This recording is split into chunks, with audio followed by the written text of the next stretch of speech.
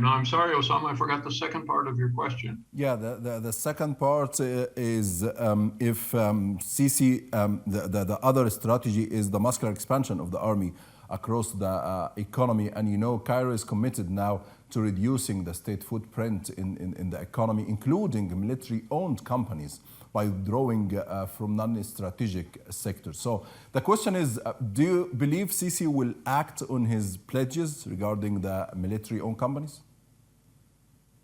I don't know.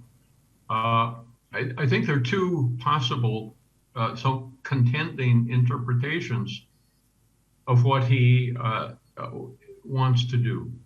The first is that this is a smokescreen, that he does not intend to implement it, that it provides the paper justification for the IMF loan, and it also then can be seen by potential investors in Egypt as a good sign that the military will no longer have an advantaged position.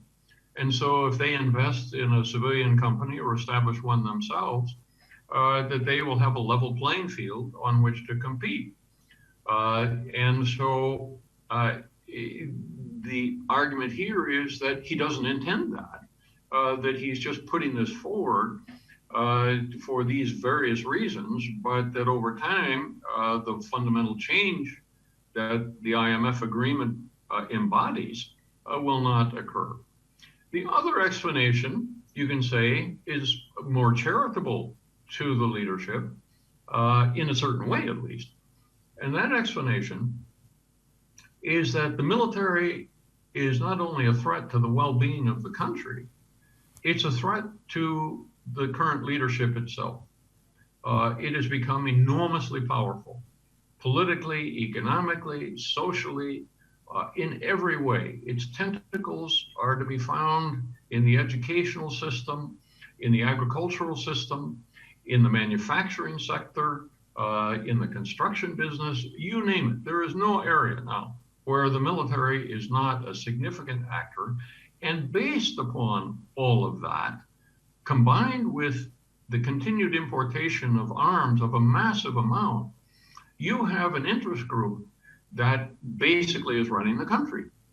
And so if you're the president and you see this huge institution growing stronger and stronger and stronger, you must begin to ask yourself as to whether or not this institution might someday decide it doesn't need you.